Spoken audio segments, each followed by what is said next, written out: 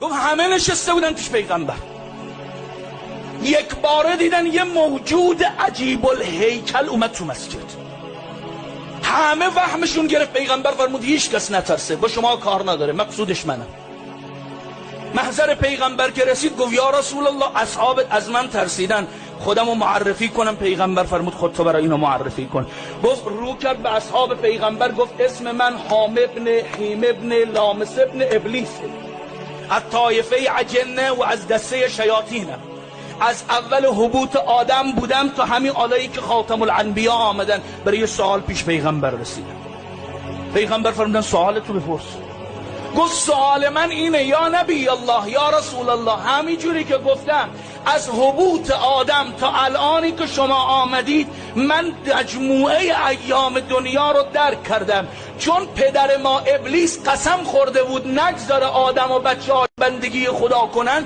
ما مأمور بودیم آدم و بچه های آدم رو اذیت کنیم، گمراه کنیم، اینا عبادت خدا نکنن. اما سر به سر آدم ابوالبشر که میذاشتیم یک باره میدیدیم یک آقایی نورانی هویدان نهیبی بر ما میزد که از ترس نهیب او جرأت نمی کردیم دیگه دوروبر آدم آفتابی بشیم. میگفتیم این پیغمبر بعدیه. شیس نبی آمد پیغمبر بود، اون آقا نبود. شیس اذیت میکردیم، همون آقا میآمد. میگفتیم پیغمبر بعدیه. سام پیغمبر آمد پیغمبر بود، اون آقا نبود. سام نبی رو اذیت میکردیم، باز همون آقا به یاری سام نبی میومد. هر پیغمبری رو که اذیت کردیم اون آقا به یاری اونها میومد. همش میگفتیم پیغمبر بعدیه پیغمبر بعدیه. نوح آمد اون آقا نبود، ابراهیم آمد اون آقا نبود، یعقوب آمد نبود، اسحاق آمد نبود، یوسف آمد نبود، تا الانی که شما آمدید و ایمان داریم که شما خاتم النبیین هستید و بعد از شما هم پیغمبری نخواهد آمد. اومدم سوال کنم اون آقایی که از آدم تا خاتم رو یاری کرده و تمام انبیا رو دادرسی نموده، اون آقا کیه؟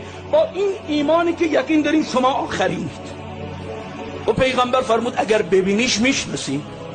و بله آقا، به کل عمرم دیدم، بعد الان ببینم نمیشناسم. امیرالمؤمنین سمت راست پیغمبر نشسته بود، سرشو انداخته بود پایین، دست برد حضرت زیر چونه امیرالمؤمنین، سر آورد بالا، فرمود یه نگاه کن همین آقا بود یا نه؟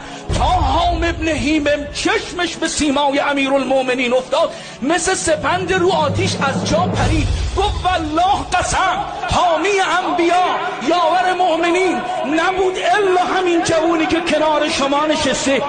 این کیه یا رسول الله؟ حضرت فرمود ذاک اخی و ابن عمی و وصی و وارثی و موضع سری ابو الحسنین مولا الکونین امام الثقلین یعقوب الدین رئیس الموحدین قائد غر المحجلین سید المتقین امیر المؤمنین اسد الله الغالب غالب کل غالب مسحر العجائب علی ابن ابی طالب